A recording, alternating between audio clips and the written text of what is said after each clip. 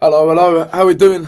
We all good? I'm just trying to find a way of putting the putting a thumbnail on the video, but I don't know if I'll be able to figure it out. I don't want to waste everyone's time.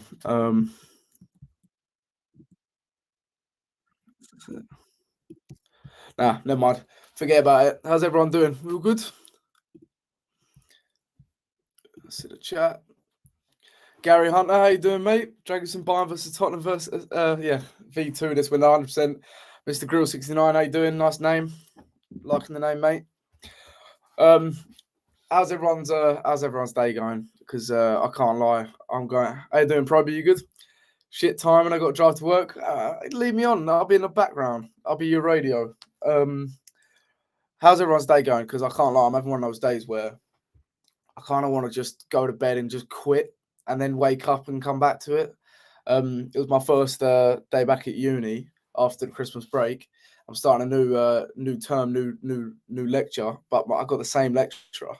I couldn't find the building to save my life, and I was like 10, 15 minutes late, and it was frustrating. And I all of a sudden I'm late to class, and then I see my old primary school mate, and I haven't seen this guy in about 10 years, more than 10, 12 years. And it's like I'm late to my lecture. I don't have like 10, 15 years catch up talking to do. But I don't want to be rude. Like, I'm really happy to see him. And in the end, like, I ask him where to go, and he doesn't know. And in the end, we do that thing where it's like, you know, when you go up to dap, you dap up, you go for the fist bump, he goes for the handshake, and then you just do it. You just keep switching. Oh my god, we did it about 5 times, to the point where we both apologized to each other and walked off, and it wasn't even funny. And that was like the first thing I did today, and it was just like, since then that like set the tone.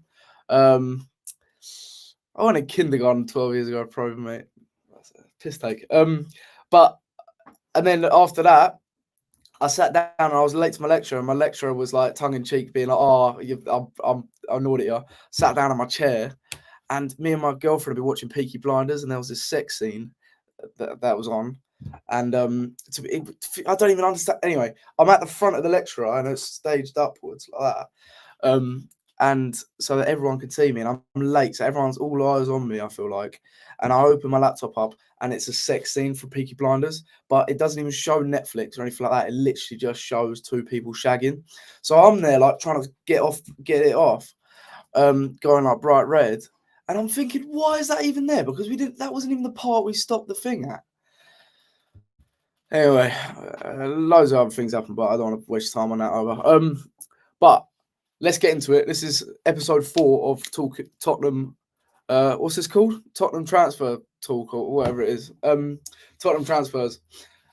It's been pretty chaotic this last 24 hours. I feel like a lot's happened, and I don't really know what to make of it. It's a lot to do with Kolo Muani, obviously. And literally before I went live, about 5 different things came out, and I'm a little bit caught into two headspaces, 2 minds, sorry, on him. Please let me know what you think. Are you in the camp of let's just move on, or are you in the camp of no, like I'll be so pissed off if this signing don't happen? Because I'm caught in 2 minds. Earlier today we were getting reports saying that we're sort of pushing, we're in contact again, etc., like that. And then literally within the last hour, we've had reports from Italy, Di Marzio, I can't remember the other Italian journalist, but now Fabrizio Romano, saying that Juventus and PSG have agreed a 6-month dry loan for Kolo Muani to go to Juventus. And obviously Tottenham is still in the race, but it looks like it's very close to being done. Paul O'Keefe's now just come out and said that the proposal from Spurs is still on the table and yet to be decided on from Kolo Muani. And Fabrice Hawkins is saying Tottenham is still in the race with us trying to agree alone as well. And Kolo Muani is sort of yet to decide his move. What I'm guessing is that if Fabrizio Romano is talking about Juventus predominantly, and let's be honest, and earlier today he also mentioned Tottenham and Juventus making contacts again, but he put Juventus first. It's almost like they've overtaken us in this race. And there was contrasting reports yesterday, I think, saying that Juventus can't afford it. They can't afford his wages, so they've taken a back step. But obviously, that's not true if they're close to agreeing this deal. So, what are your thoughts on it? I actually, it was part of that thing of like I was almost expecting us to to not get him. It's such a common theme, and this ain't even necessarily a bad thing, but when we go for our main target in the window, it normally doesn't work. It never really comes off, and then we go for the second target, and it's pretty notorious at Spurs that the second target's always probably ends up being better anyways. Apart from obviously 2 years ago, Pedro Porro was our main target, chasing him throughout that whole January. Then it looked like it was off. David Ornstein saying it was off, and then it came through on deadline day. I don't really see this having the same ending. Gary Hunter, you said it there about Dragusin. I mean, is this Dragusin type 2? I fucking hope not, because Dragusin's crap. And I don't want to get my hopes up too much like I did with Dragusin. Mate, I had sleepless nights over Radu Dragusin.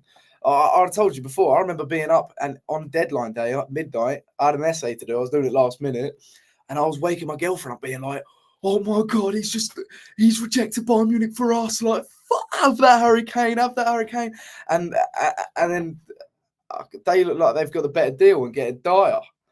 And then, Kulusevski was the second choice. Yeah, second choice to Luis Diaz. I mean, don't get me wrong, I'd love to have Luis Diaz at Spurs, but Kulusevski would never have happened, and that came out of nowhere. And this is what I'm expecting. If we don't pull Muani off, bit of a poor choice of words. If we don't pull the Muani deal off,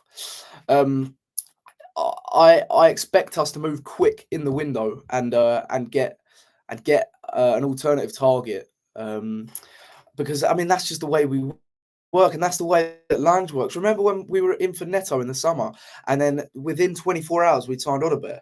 It's like we moved on really quick, almost lined these deals up. Paratici is famed for having about 5 different targets and then sort of choosing and picking the best one. But Lange seems to work really quick on deals out of nowhere, so I wouldn't be surprised if we got something sort of in the pipeline just in case this Muani deal fully falls through.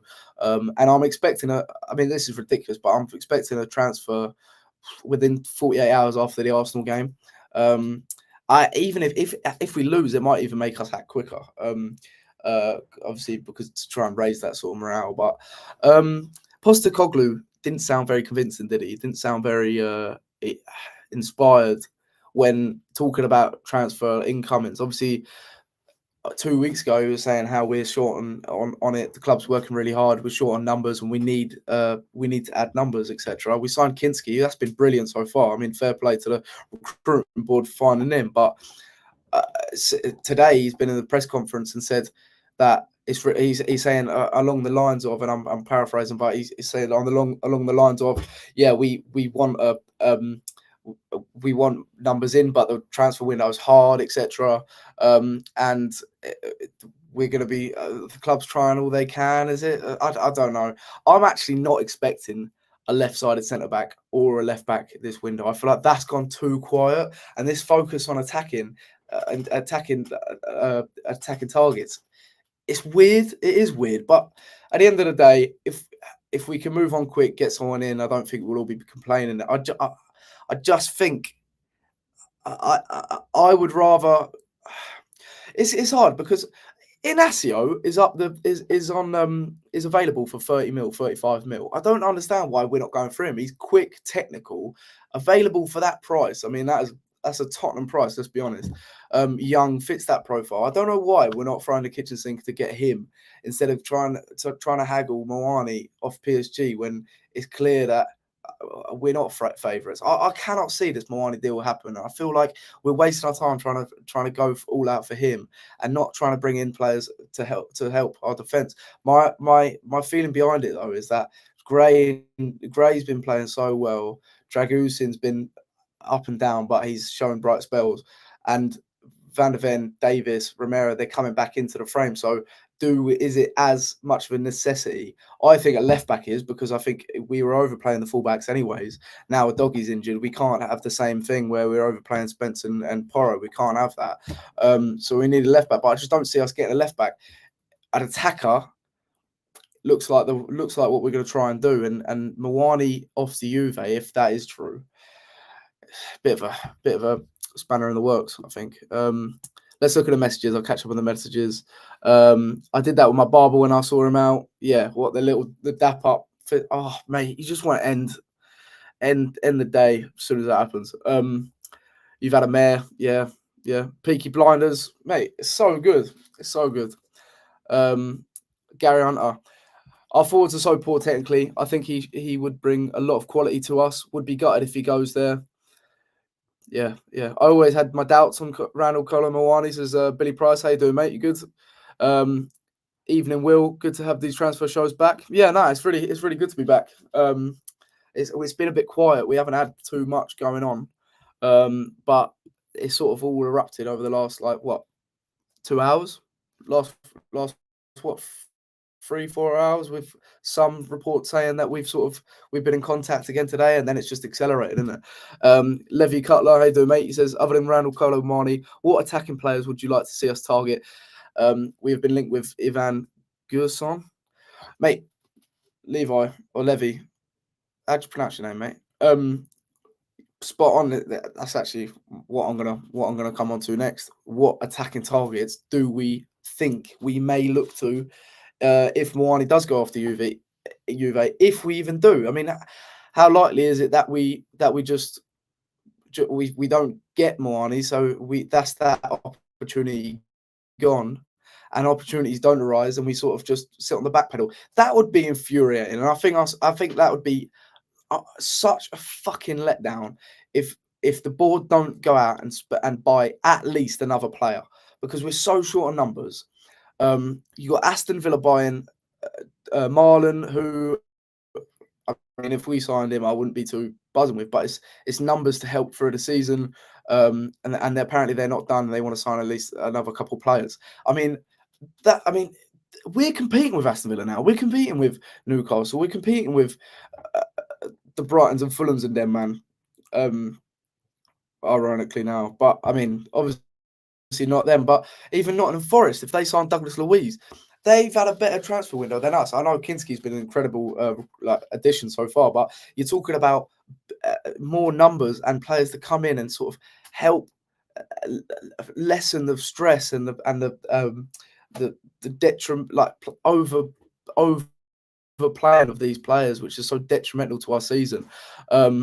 And I just think it's such a failure again. Postecoglou will be let out to dry yet again if we don't sign any more players. And Muani, I'm not even too fussed about Muani personally. I'm happy to see the Muani deal play out. I think it'd be a smart move. But I'll just be so angry if we don't sign any other players, because then if you look to the summer, I mean, what we need a quality right winger, we need a number 6, backup striker if we don't get Muani. I think we need a backup centre back, a backup left back. What else? Maybe in a backup, another backup, number 10 or another winger on the left.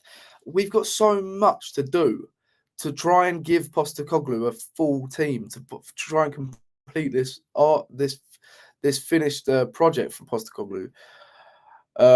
And we're giving ourselves more work to do in the summer, which I don't think we're going to do. And then we're still in that position where there's so many holes in the team. We need to fill these holes. And January, I know that's hard to do, and I know that's the narrative everyone runs with, that it's hard to get deals done in January. But if we don't get these players in, like a new left back to sort of rival a doggy, how Kinski's rivaling Vicario. Again, we're not expecting massive money to go in. We're just expecting smart recruitment to help the team's competitiveness and freshness. And if we can get a left back, a Muani, or an attacker in that same mould, plus Kinski, all of a sudden you're going into the summer transfer window and you're thinking, we need a number 6 and a right winger, and then we can look at maybe another defender. We're going to get into Romero to Real Madrid in a minute, but we could get another defender, maybe a backup striker, or a backup, just another attacker to sort of add the numbers and the quality.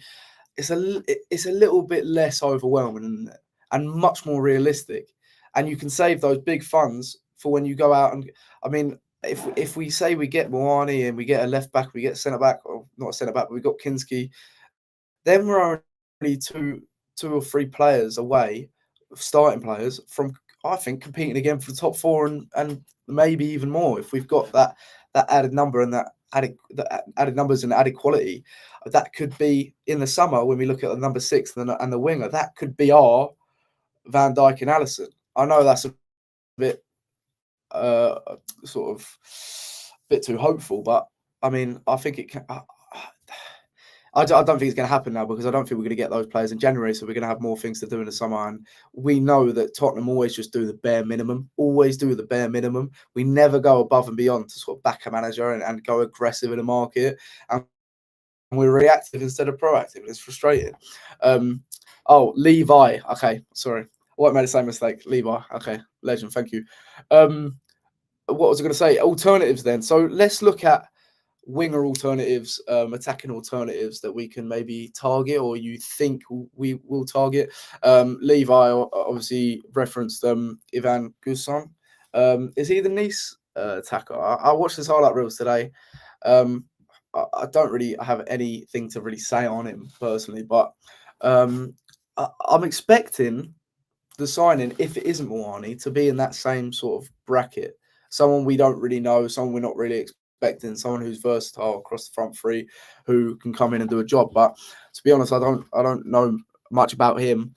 And I was wondering if you could all put an attacker that you would like us to sign, or someone that you think fits Tottenham's system, in the chat. We can discuss them, because I want to talk about maybe Marcus Rashford.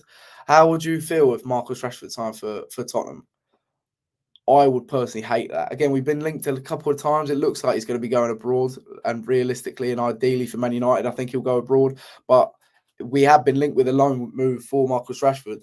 And if we're desperate, if this Muani deal's caught us off guard a little bit and we're desperate, I can see us taking a punt on him. Obviously, his wages come into play. Same with Jack Grealish. It's the same. I feel like I put them in the same bracket. Jack Grealish and Rashford. They're two of the highest paid players in the Premier League. How on earth are we going to manage that when we're trying to lower the wage structure? I don't see that happening. Kvaratskhelia is going to PSG, and PSG have got a hub of attacking talents that all fit our system. You're looking at Barcola, Desire Doué, who we were linked with in the summer, Lee Canton, is it? Obviously, Kvaratskhelia now, Ousmane Dembele. But I wonder if, I don't think anything's going to happen in January, but I wonder if we're looking in the summer, if there's a bit of a power play going on with some of those wingers, if they get a bit unsettled, not enough game time, etc. I wonder if we can maybe make a move there. Tyler Dibbling. Do you think Southampton will sell in January? Mate, I think they're done and dusted in the Prem. I think it's so clear they're going to get relegated. Maybe we try and give them a few funds to sort of help them when they do go down, and maybe in January they can start recruiting players now for when they do go down for the Championship and they're already better than the team. Maybe we offer money to Southampton for Tyler Dibbling. I know he's 17, 18 years old, but he would add quality to our team and fit the system. And he's kind of a player that you don't want to miss out on by the looks of things. I'm just thinking there's not many players out there that's attainable right now who are versatile and who fit the front three like Kolo Muani does. So it's a bit of a predicament. But yeah, let me know in the chat if you think of any other players, and we can talk about them as I move on to Christian Romero. So we spoke about this briefly on the podcast, me and Ben. I want to hear everyone else's opinions on it. I want to hear everyone's opinions on Christian Romero because for some reason he seems to divide a lot of opinion. I'm in the group, sort of really backing him. I think he's our best player, along with Kulusevski. And yeah, Romero and Kulusevski, I think they're our best players. I would be gutted to see him go personally, but I feel like he's a lot more replaceable than Van de Ven. Only because you know how hard. I mean, look at us now. We're scrambling for him. We're not going to get one. I don't think how hard it is to get a left-sided centre back.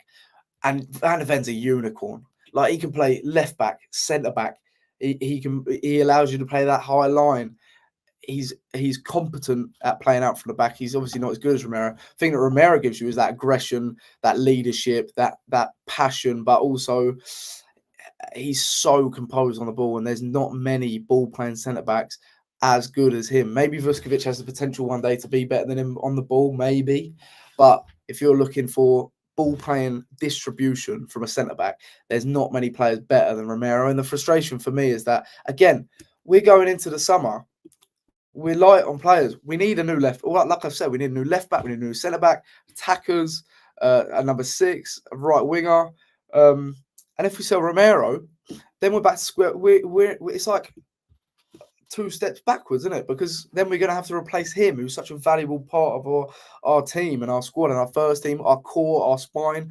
So who do we get who can sort of execute the same role as Romero in our system?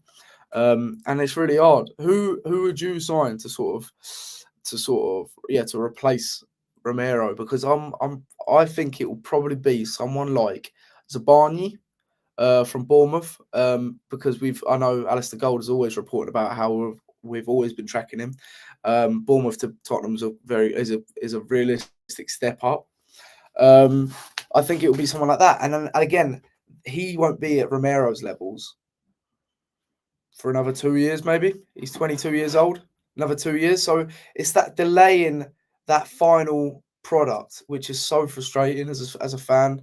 And I know a lot of you can relate. It's that delay in that finished article. I mean, Romero, such a key figure in our team, in our dressing room. But again, if you've got ambitions to play for Real Madrid, you can't really get in the way of that. And you don't want anything getting toxic. If he wants to leave, he wants to leave. And George Bannister, who's apparently in the know, very reliable source, fan like all of us, he's reported that Tottenham are expecting to let Romero go. So it's a frustrating one, but I don't think it's as detrimental as maybe losing a Van de Ven or Kulusevski. It's definitely not. It's definitely not. He's definitely. I feel like he just about is replaceable, but it's almost impossible to. And you're gonna have to spend big money. And then again, you're in a position where you filled that hole, and then you've got about 7 different. Do you know what this is like? Yeah, it's like having a leak in the roof, and you've got water coming through, and you have to fill all these holes, and then you're happy, and then you can sort of kick on and start and working on other aspects of your house.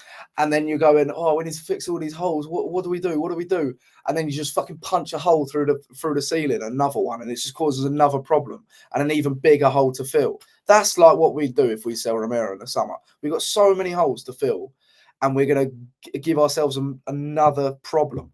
But sometimes it happens because it's Real Madrid, so we're sort of out of our control. I know he's got a couple of years on the contract, but if he wants to go, yeah, he can't really get in the way of it. Romero's defending this season has been unacceptable. Yeah, there's definitely been a question mark over his defending this season. He hasn't been as good or as consistent as he was last season. Maybe Real Madrid's playing on his mind, who knows? But obviously he's been out a lot more this season than last. But Yeah, I definitely think his defending is replaceable. It's that combination of defense and distribution, which is so hard and so critical to the way we play our football. But with attacking, with the alternatives to Gray can be his replacement. Yeah, but do you not want to see Gray in midfield? Like Gray's looked really good at centre back, and no one's expected it. No one's seen it. And he's such a utility player, Archie Gray. But I really want to just see him in midfield, thriving, in a double pivot. That's what I want to see. Levi, if all development goes well, we could be looking at a lineup in a couple of years: Kinski, Adogi, Van der Ven, Vuskovic, Porro, Gray, Bergvall, Kulusevski, Moore, Solanke, and we splurge on a winger. Yeah, it's really promising. It's really promising. But I'll tell you this, or I'll ask you this: will Ange Postecoglou be the manager of that team in 2 years' time? I don't think he will. And my frustration is like I've got my critics of Postecoglou. I love him. I love him to death, and I really, really am desperate to see him succeed, just like we all are. But it's that every time we have that setback, we don't capitalize on opportunities. We're not proactive enough in the market. It's that just feeling that dread of inevitability that he's going to come up short. Postecoglou, he's going to be the one that is sacrificed, and then we're just still in the same position. There's no progression there, and I think we're all fearful of that. And if we're gonna let him go at the end of the season, at least we want to be able to say we gave him a fair crack, and at least we tried to sort of give him those reinforcements when he needed them the most. And I know we've probably ridden the hardest wave so far with players now coming back, but even still, you need to just give him that extra sort of ammunition to sort of show everyone what he's capable of. But I mean that team and John Bass of the Fighting Cock, he was saying, was it for John Bass or was it Alex from Bristol? He was saying that this project isn't Ange. This project is more than Ange, but Ange is a sort of aspect of this project that I think we're all desperate to succeed, but it's not the be all or end all. So that team in 2 to 3 years, it could be incredible. It could be what we're sort of seeing with Chelsea now, where they're only a couple of players away from challenging for the league, and all of a sudden, and whereas they were in a mess a couple of years ago because those players just weren't experienced enough yet. Now they're adding more to it. But I mean, that could be the case, but Chelsea sacrificed the manager because he wasn't getting the results with that young team, and then all of a sudden that project exploded. And I'd be frustrated personally if we ever see a project that explodes without Postecoglou, because we've bought these players where at the same time we could have added experience or ready-made players to help in the now. It's a frustration. At least Ange won't flip-flop with his vision like Eric Ten Hag did. Yeah, I mean, that's what cost Eric Ten Hag the job. I mean, he was a clown, mate. I mean, I don't think we're ever going to see him in the Premier League, but I think if Ange Postecoglou goes, I think he's given himself a reputation, a strong enough reputation that he'll find another job in the Premier League. I think teams will definitely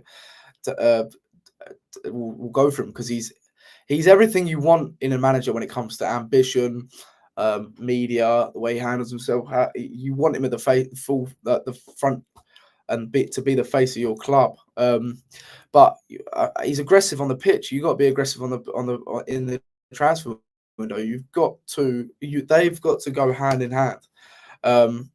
Levi says, I feel like the peak of Ange makes me want to believe in him. Personally, I'm willing to suffer in the short term for the long term. Question is if Levy will. And that's the thing. I feel like if we're not making these signings, we're giving ourselves problems in the summer, which we're not going to. We're not going to. I don't think we're going to successfully sort of get those players in those positions in the summer, because that's a lot to do in the summer. If you're looking forward to 6 months, you've got about 6 or 7 players where they're going to come in and they're going to compete to play in that first team. I can't see us doing that.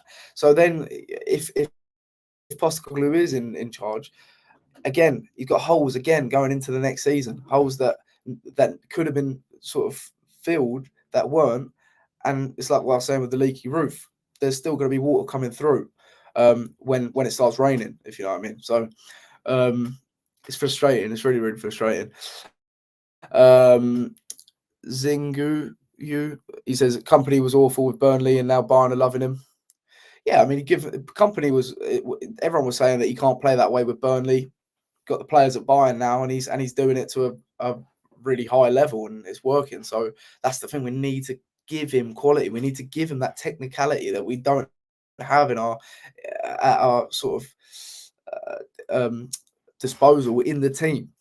At the moment, I don't think we have enough technical players. And when you're seeing players like Bergvall, obviously Bergvall's not actually technically ready yet. But because of the technicality he brings to the team, it's working because he works in this system and he's flourishing. Rowan says, Dragusin isn't crap. He just isn't Romero. Yeah, I mean, if you're looking at Dragusin to come in instead of Romero, there's definitely, I mean, he's 22, and there's definitely a defender there. But when it comes to that distribution and also playing on that high line, I think Romero and Dragusin's pace probably similar, but I think Romero is more athletic. I think he can sort of swivel a lot quicker, and his short bursts a bit quicker. Whereas Dragusin sort of has to get his acceleration's a bit slow, and then his sprint speed sort of with his long legs sort of leap and cover ground. But I think he's a bit slower on the turn for that high line, and his distribution just isn't good enough. It's not. Darren, how you doing, mate? He says, I remember what Jose said about our squad. If you pull up the covers, your feet is exposed, and if you cover your feet, the top half exposed. Yeah, mate, hit a nail on the head. And that's the problem we're going to keep seeing if we don't act in this January transfer window. I know the narrative is that we can't, that it's really hard. We need to wait for moving pieces, etc., etc. But Kinski is a perfect example. And we kind of shot ourselves in the foot if we're going to use that example, because Kinski is a perfect example of someone who's ready to come and make an impact, who we've been looking at, that is willing to make the move. Because let's be honest, moves happen all the time in January. They do. They're harder to do, but they do. But he's willing to make an impact that's realistic in terms of budget. And it looks like we struck gold with Kinski, but can we do that again? And again, as fans, we're not expecting 70 million on Kvaratskhelia, etc. Signings like that. We're not crying out for that. I mean, oh my God, imagine the scenes if we ever did anything like that. But we're not expecting that. But it's the fact that we know we can get players who maybe we haven't heard of, but they come in and they add a bit of quality or competition or legs to the team because we're wiltering. And I feel like more injuries are coming, especially to the likes of Solanke, Kulusevski, who've been going for so long without getting a significant injury. Touch wood. I don't want to fucking talk that into play, but the other thing I was wondering is if we've got targets for the summer that isn't going above and beyond in terms of fees or wages, etc.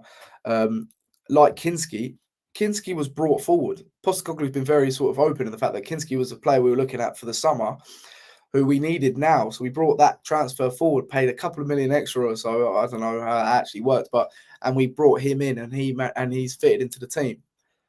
Can we do that with an attacking target? Can we do that with? I know we've been linked with Semenyo, Ibuemo. That would be a tough. I mean, teams will put a much larger price tag mid-season on them because they don't want to sort of disrupt their flow. Because teams like Bournemouth, they're in a flow state, and if they lose one of their best players, it's going to be hard, especially with Van Lissen, etc., being injured. Now that's not going to happen. But I'm using them as an example of can we just go out and buy players and bring a signing that was meant for the summer forward to help us now. I don't know. It's frustrating. But like I said at the beginning of the show, I'm really, really expecting if we don't sign Muani, we'll obviously get a response probably in the next couple of days. But if we don't sign Muani, I'm sure there will be a signing that we make within 48 hours that comes out of the blue, just like Odebear did when we lost out on Neto. That comes out of the blue. Maybe we don't know who he is. Maybe we do. And potentially in the long term could be a more beneficial signing than a Kolo Muani, because obviously we're getting Kolo Muani in. he fits our system in some aspects, but he's more of a transitional player. He's more of a player that wants to drive into space, not a player that breaks down low blocks. And we have a lot of players that do drive into space, like Son, Johnson, Werner, but obviously Werner's got injured today. But we have that profile in us already. Will we surprise everyone and get someone who's more of a 1v1 dribbly specialist? Who knows? Who knows? But how you feel? Lastly, how you feeling about Muani? Is this negative if he goes to Juve? Are you pissed off, or were you expecting it? Because I was expecting him to go to Juventus when hang on, Darren, have Sky just said he's has Sky just said he's joining Juventus? Have they said that, or have they said it already? If Martio said it, I'm not sure, but I was expecting Muani to choose Juventus, to be honest. And I don't think it's the end of the world. It's just a setback, and it's frustrating because it looks like all of our eggs were in that basket. So Levy winds me up. He gives our managers knives in a gunfight, and when they fail, he sacks them, and the cycle continues. He also says we're not getting Muani. Sky Sports just broke the news that he's chosen Juventus. Get Ange on the phone to him, says Billy. Yeah. Kolo Muani doesn't make sense to me. Too much money and unsuitable profile. What's weird is that also, we need to bring this up. The 6-month dry loan things come out of nowhere. I mean, everyone and their nan was reporting that it had to be a buy with an obligation. And now it's a 6-month dry loan, no buy option.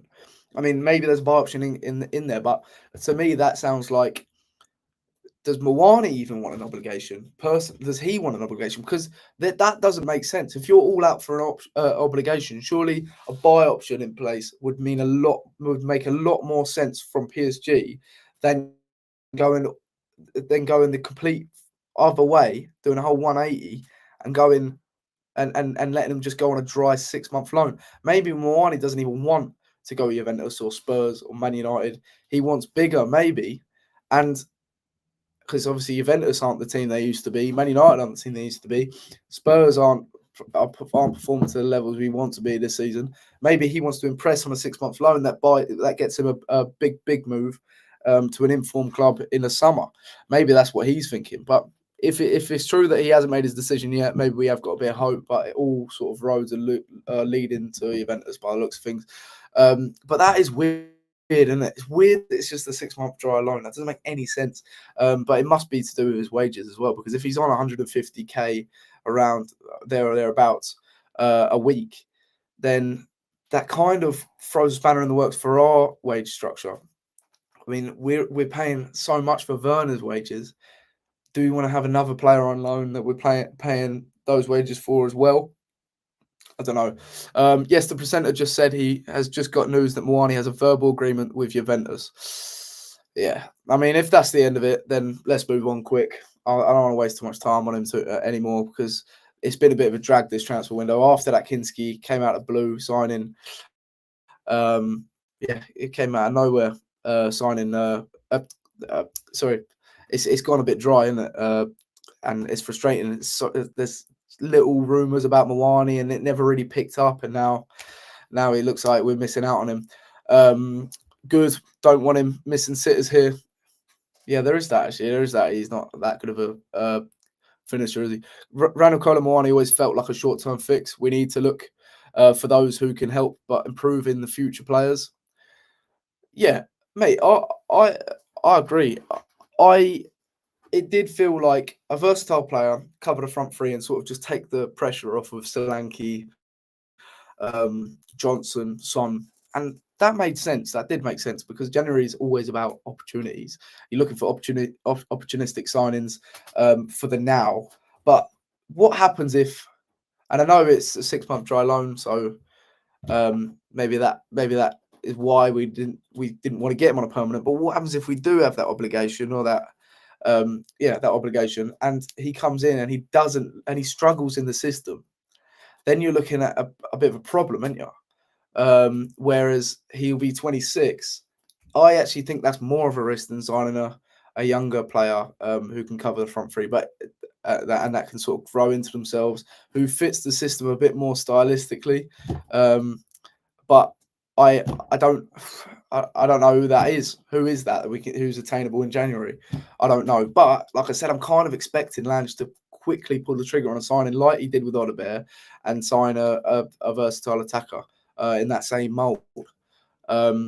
Matt Heelan says, to be honest, he seems so unbothered about where he plays. Seems the opposite to our recruitment strategy under Ange. I take another young prospect who actually wants to be here over a star who doesn't care.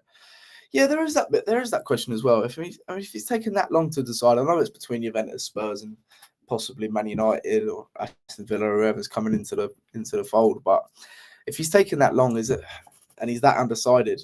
I mean, Ange, one of his main things and mottos is when it comes to signing is they want to play for Spurs and they want to play for him. Maybe he does. Maybe he's delaying the move, or I don't know. I mean, obviously, it looks like Sky are reporting that he potentially has agreed personal terms with Juventus. But I mean, it's if he's undecided, it's a bit of a red flag. I actually thought it was a red flag that we were looking at the same target as Man United and Juventus, going off of recent history in terms of their track records with signings.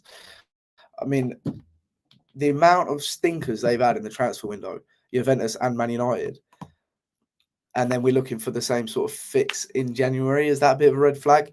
I don't know. He could absolutely flourish like he did at Frankfurt, his next club. Arsenal were even thrown into the mix today from Sky Sports. I mean, I don't know how reliable Sky Sports are, but if Sterling, if Jesus is injured and they want a quick fix at striker for the last 6 months, maybe Muani does make sense. But it does just look like he's going to Juventus. Everyone, thank you so much for getting involved. Darren says, yes, it's on Twitter. He is close to joining Juventus. And Zing Yu says, I think the club will bring in a left-footed winger. Mate, I hope so. Who knows? Who knows who's on the market? But it's back to that thing of if we do miss out on Muani and we start getting links again, it's that excitement at least of that mystery player that comes out of nowhere, because I feel like we'd have to act quick. We can't then dwell on another signing for the next 2 weeks. We can't do that. We don't have to. I know we've got a couple of games left to play this month, but not a couple of months, but we've got a few games to play. It's not the be all or end all if they come now or on deadline day, but it would just be a bit embarrassing if we fail to get Muani being so public in it, and that's very anti-Lange as well, being public with a transfer target and that process of chasing them. It's very anti-Lange so far under Spurs at Spurs. So it would be a bit embarrassing if we then go through the same process with another player. I think it will be like a flick of a switch, get him in, whoever it is. Levi, thank you very much. Thanks for joining, mate.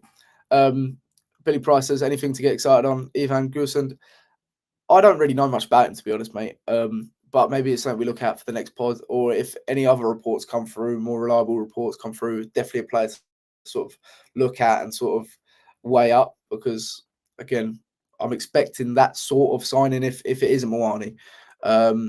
Sort of same mould as, or it's like what we got with Odebear. I mean, some people knew him, a lot of people didn't know him, and we signed a player, an alternative, really quick, who apparently fits the system. I need to see more of Gorson, or however you say his name. I'm guessing that. Put my little French accent on top of that. I don't know. Is it Gorsond or Giersand or Gorson? I don't know. Seen his name doing the rounds today. Yeah. Nah, me too. I've seen it. I need to look into it a bit more. Darren says, is 6-month loan to Juventus no obligation to buy? I think Muani's probably just thinking about his future. Maybe he can get another. I mean, he signed for PSG for 90 to 95 million euros in the summer. Maybe he's just looking for that. Maybe he wants to succeed at maybe he wants Champions Leagues or a team that can maybe win the Champions League, or and he's fallen out of favour at PSG and he wants to work his way back up to that level. Who knows?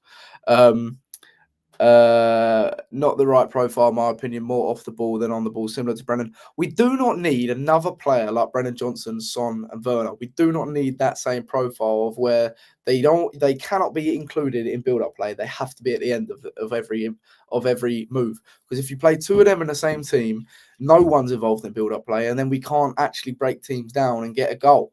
And it's frustrating. There's an imbalance there.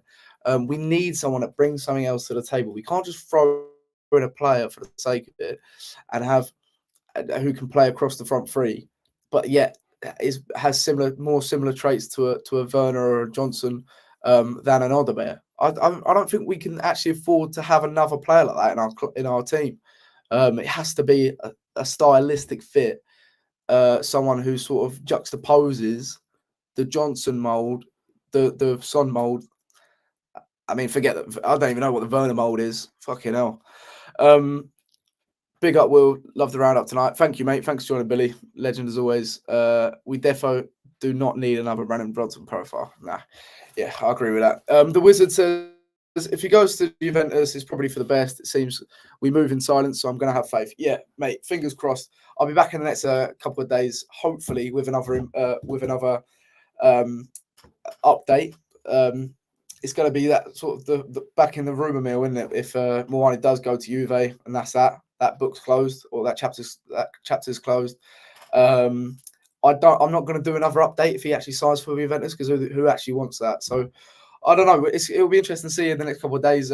See what links come out if we can't get Muani over the line, and hopefully, fingers crossed as well, we get some defending rumours as well, defensive rumours.